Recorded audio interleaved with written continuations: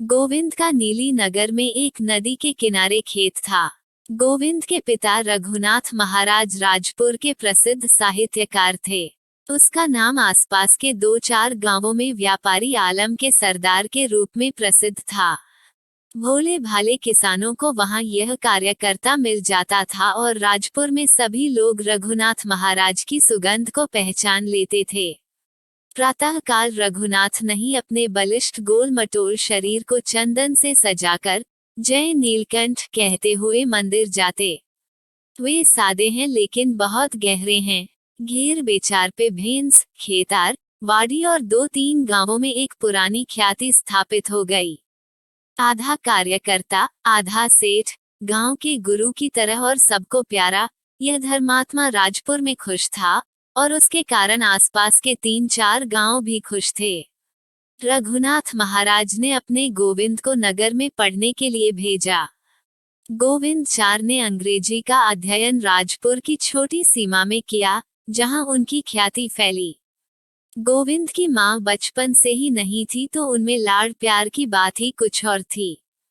कभी कभी वह होरेस के 1-2 पृष्ठ पढ़ लेता, जिससे गांव के लोग आनंद से भर जाते।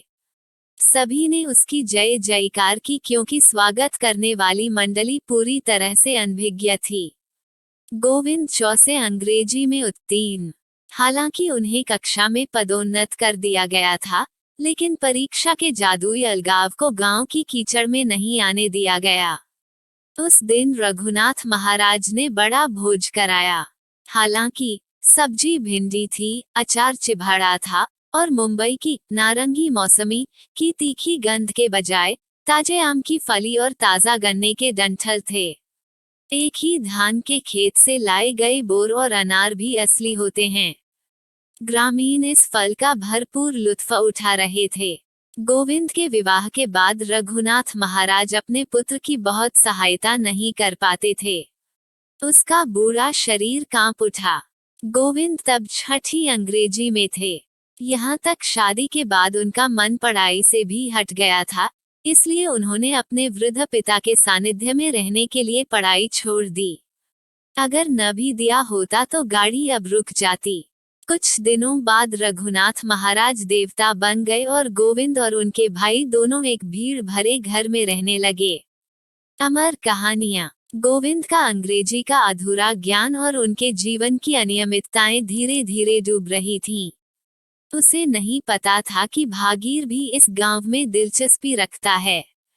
गोविंद छात्रावास के उन दिनों को याद करते हैं, जब रबारी सुबह मवेशियों को पहर ले जाने के लिए चिल्लाते थे, तो वे 9 बजे बिस्तर से उठते और महाराज को दातान कहते। यदि भागीरथी का नवरंग सालू भैंस के गोबर में थोड़ा सा भी खराब हो जाए तो उसका पूरा दिन खराब हो जाता है। गांवों और गांवों में 5 बजे घंटियों की गहरी आवाज के बीच एक छोटी सी धुन सुनाई देती है। दूध के मथने की आवाज 6-7 बजे की नहीं है। पर भागीरथी की टेढ़ी संठी, गोविंद की खामियों का कड़ा कफ, महीन धोती या नवरंगू सलू में से कोई क्यों बिगड़े। शहर की भाग दौड़ भरी जिंदगी से प्यार करने वाले इस जोड़े ने ग्रामीण जीवन को अपनाना शुरू कर दिया। सुबह की ताजी महक वाली छाछ, लौकी और इंद्र का दुर्लभ दूध, चाय की प्याली की जगह घर में इन चीजों को टकराता देख भागीर अधमरासा हो गया। कहाँ है होटल, मोटर, चावड़ा, चाय और खूबसूरत बगीचा, कहाँ है ताजा छाछ, गाय की आवाज और बरगद के पेड़ की मीठी छांव। गोविंद को लगा कि गांव में ज्यादा दिन बिताएंगे तो समाज में पीछे रह जाएंगे। यहाँ तक वर्तमान पेपर भी राजपुर में कहाँ से। एक जनसभा। राजपुर की जनसभा में 2-4 पटेल, 1-2 सेठिया और 4-5 नागा लड़के बैठे हैं। टकराना वहाँ ढोंग और पाखंड नहीं मिलता। शब्द संकल्प नहीं और झूठे समर्थन नहीं। यहाँ 2 या 4 लोग मिलकर इस बात पर चर्चा करें कि गोदरा में 11 पत्थर फेंके जाएं और कुत्तों को दूध पिलाया जाए, ताकि प्रस्ताव पारित हो जाए। इसमें गतिविधि की कोई हड़बड़ी नहीं है। सीधी बात और सादा व्यवहार। गोविंद के चश्मे में यह सब चमक गया और उसने जल्द से जल्द गांव छोड़ने का फैसला किया। गांव के जीवन के हर पल में स्वास्थ्य और रुचि को आकर्षित करने के बजाय गोविंद को हर पल गांव की याद आने लगी। वह गांव में हिसाब चुकता करने लगा। रघुनाथ महाराज की ईमानदारी और चरित्र की ताकत इतनी प्रसिद्ध थी कि उनकी प्रतिष्ठा चली गई। गोविंद और भागीर अब नगर जाने की तैयारी करने लगे। भगरी भैंस, कल्याणी गाय, बछड़ा और घोड़ी, उसका अपना सुंदर फल, रेत का मांडव और तुलसी का बिस्तर, एक धोली बिल्ली, परेवा का पानी का कुंड, पित का पौधा और अजमा के पत्तों का गुच्छा, यह सब गोविंदा ने बिना किसी पछतावे के त्याग दिया। उसका मन शहर की भागदौड़ भरी जिंदगी में इस कदर डूबा हुआ था कि कुछ भी उसके दिल को छू नहीं पा रहा था। गोविंद गाड़ी में बैठकर चला गया। जैसे ही वे मुड़े और वापस लौटे, गोविंद ने अपने पिता के पुराने मित्र नारायण भट्ट को आते देखा। गोविंद, होने वाला, बापू, गांव संभालो। हाँ चाचा, क्या आपको कोई गांव याद आता है? गोविंद ने ज्ञान की बातें करने के लिए घाटे का प्रयोग किया। सभी खाते तय हो गए। हाँ अंकल, न मवेशी प्रिंसिपल को बेचने के लिए दिया। एक सख्त छड़ी नारायण भट्ट के पेट में जा गिरी। गांव के आदमियों को मवेशी बेचना जीवन बेचने जैसा लगता है। ठीक है बेटा, यह सही है कि तुम इसे पसंद करते हो। खेत खलिहान, कल्याण पटेल को आधा बोने की अनुमति दी गई थी। नारायण भट्ट की आंखों में आंसू आ गए। रघुनाथ का वियोग आज सत्य जान पड़ा। लेकिन भागीरथी और गोविंद ग्राम जीवन के उपहास से परे चले गए। जब वे चक्की पीसने, मोटर की गर्जना और लोगों की हलचल के बीच पहुंचे तो उन्हें लगा कि अब उनके जीवन में कुछ जान आ रही है। गोविंद ने अपना जीवन शहर में शुरू किया। गोविंद ने 2-4 दिनों के लिए रेलवे के दफ्तर में क्लर्क की नौकरी कर ली। गोविंद हमेशा 11 बजे निकल जाते और 5 बजे लौट आते। अहमदाबाद के सड़े गले खेतों के बजाय राजपुर के चावल और गेहूं के मीठे ताजा खेतों से गुजरते, जिनसे धरती से अवर्णनीय सुगंध आती थी। ऐसी गुलामी स्वीकार करके उन्होंने एक नागरिक के रूप में अपना सम्मान बचाया। अब भैंस के गोबर की जगह भागीरथी की नवरंगी से नाले जैसी महक आने लगी। चावल, दाल, रोटली और सब्जी खाकर वे शहरी जीवन जीने लगे। अब से 5 साल बीत चुके हैं। गोविंद की मामूली तनख्वाह का एक बड़ा हिस्सा भागीरथी की साड़ियों को रंगने में, लिप्टन के डिब्बे में, कभी कॉफी, कोको और बिस्किट में, तो कभी होटल के किचन में खर्च हो जाता था और इसलिए जीवन रसायन के स्थान पर जीवनदायी पदार्थ नहीं मिले। एक लड़का भागता हुआ आया। फिर उन्माद बढ़ गया। नई माँ को बूढ़ी सास से कोई तालीम नहीं मिल सकी, तो इस गरीब क्लर्क के बजट में फिर बालामृत का खर्चा बढ़ गया। धीरे धीरे जीवन का परिश्रम इस हद तक बढ़ गया कि गोविंदा क्षय से पीड़ित हो गए। जैसे हर क्लर्क की बीवी भागीर के बाहर गर्मागर्म नोक में इतना समय बिताती है कि घर में व्यवस्था की जगह हर जगह कुछ न कुछ बिखरा पड़ा रहता है। बेचारा कैसे समझे कि होटल की जलेबियां और पकौड़े एक लड़के को जहर का प्याला देने के बराबर हैं। उनका पड़ोस का धर्म भी इतना विशाल था कि उनका घर सभी नवारों का विश्राम स्थल था। भागीर धीरे धीरे गांव के जीवन की दिनचर्या को भूल गया और शहर के जीवन की हलचल में फलने फूलने लगा। आज गोविंद धीरे धीरे जलते हुए दीपक को देख रहे हैं। उसके पास हरिप्रसाद जैसे रागीतिया बैठे हैं, भागीर से भरे हुए। नरहर को बताया। गोविंद उदास स्वर में बोला, क्या उसने राजपुर को वाया किया था? हाँ, भागीरथी ने उत्तर दिया। इन सब से बेखबर बच्चा अपनी माँ की गोद में खेल रहा था। नरहर गोविंद की भांति दूसरा लिपिक था। शहर के सभी क्लर्कों को काम पर रखा जाता है, सेठ लुटेरे मालिक को, और अपने ही मोहल्ले में भूखे प्यासे क्लर्क किराएदार। यह शहर। इसी दौरान दरवाजा खुला और एक युवक अंदर दाखिल हुआ। यह स्वयं नरहर थे। ओ हरे प्रसाद। उसने लड़के की ओर देखा और कहा, फिर गोविंद की ओर देखा, क्यों? यह आज बुखार नहीं है ना? शरीर थोड़ा गर्म है, गोविंद ने कहा। वो अहमदाबाद का हीट टोबा है।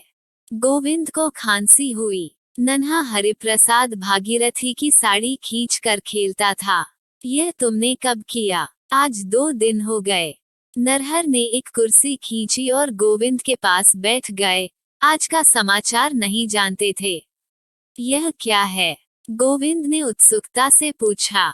और क्या, पूरा स्टाफ इसके खिलाफ है। देवर इसे अकेले करना चाहता है। दूसरों का पेट क्यों नहीं है? हो, गोविंद ने संक्षिप्त उत्तर दिया। कुछ और कहने पर उन्हें खांसना पड़ा। इस बार दरवाजा खुला। एक ब्राह्मणों जैसी गोल फटी पगड़ी पहने हुए प्रवेश करता है। उनके एक हाथ में डंडा और कंधे पर खादी थी और माथे पर सावधानी से संरक्षित चंदन का टीला था। नरहर थोड़ा इधर उधर देखा और मुस्कुराया। ब्राह्मण के पीछे से एक अजीब किसान की मोटी असभ्य आवाज आई, गोविंद भाई की कोई पहचान है? नरहर ने स्पीकर की ओर देखा। वह मोटे काठियावाड़ी कपड़े पहने हुए थे और उनके चेहरे पर एक जन्मजात भालमनसाई के निशान थे। लेकिन क्लर्क की आंखें उसे देखने के लिए प्रशिक्षित नहीं थीं। उसने गोविंद की ओर देखा और कहा, शायद वे राजपुर वाले।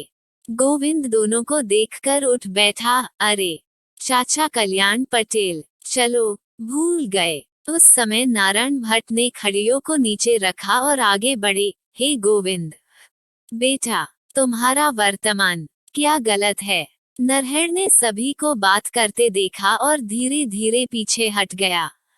शहर में पड़ोस इस तरह समाप्त होता है। अंकल जी, गोविंद की आंखों में आंसू आ गए। अब इस लड़के को संभालो।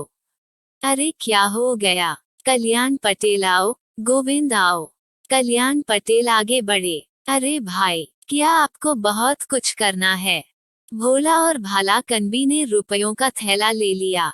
देखो, आपने गिनती नहीं की, लेकिन चलिए दूसरे अवतार में वापस चलते हैं। यह आपके मिडसेक्शन की जड़ है। अगले दिन सबने मिलकर संतालास किया। गोविंद को राजपुर आने का निश्चय हुआ। गोविंद छुट्टी लेने चला गया। बड़ा साहब के बांका शरीर में कई वक्र थे। उन्होंने कहा, अब काम की जल्दी है, छुट्टी मत लो। लेकिन सर, यह सवाल मेरे जीवन के बारे में है। यह कार्य जीवन से अधिक उपयोगी है। छुट्टी नहीं मिल सकती। गोविंद मायूस होकर घर लौट आया। साहिब खारिज कर देंगे, उसने मायूस लहजे में नारायण भट्ट से कहा। क्या कहा आपने? नारायण भट्ट नहीं समझे। खारिज कर देंगे, दमिश करेगा, है ना? हाँ। फिर बेटा, राजपुर को लौटें। घोड़ापुर मॉल ने 5 साबों को जाम कर दिया है जो थोड़ी देर के लिए रुक जाते हैं। जहां तक वाड़ी का सवाल है, यह भरा हुआ है। लेकिन गोविंद के कामकाजी जीवन में बर्खास्तगी की उथल पुथल मची रही। ऐसे यंत्रीकृत जीवन से रसायन उड़ जाता है, केवल मानक मात्रा रह जाती है। लेकिन बिना सार्वजनिक जीवन के राजपुर के गांवों में आजादी का जज्बा था। उसने क्लर्क की तरफ देखा। अगले दिन सब लोग राजपुर की ओर चल पड़े। गोविंद राजपुर आ गए, परंतु नगरीय जीवन का विष उनमें इस कदर व्याप्त हो गया था कि उनका स्वास्थ्य बदलना असंभव हो गया था। नरहर का पेपर था कि साहब ने खारिज कर दिया है। फिर भी मनुष्य इसे जैसा है वैसा ही रखेगा। गोविंद ने उत्तर दिया कि मैं अब सेवक नहीं रहा और किसी को सेवक नहीं बनना चाहिए। पृथ्वी की पपड़ी में जितना जीवन है उतना और किसी में नहीं है। कुछ महीनों बाद जीवन की यात्रा का अंतिम दिन आ गया। गोविंद को एक ही सुख था कि वह अपने परिवार को रक्षा के लिए अपने ही गांव में छोड़ आया। अंकल जी, कल्याण पटेल, गोविंद ने कहा, अब मैं जाता हूँ और इन्हें तुम्हें सौंप देता हूँ। जमा करने और हाथ धोने का रिवाज गांव में कायम है, लेकिन शहर में नहीं, और इसीलिए शहर में अनाथालय की प्रथा है, जबकि गांव में भाईचारे की भावना है। कल्याण पटेल बस रोता रहा। अंत में उन्होंने कहा, अपने जीवन को क्षमा करें। जब तक मैं हूँ हरिप्रसाद की जुताई नहीं टूटेगी।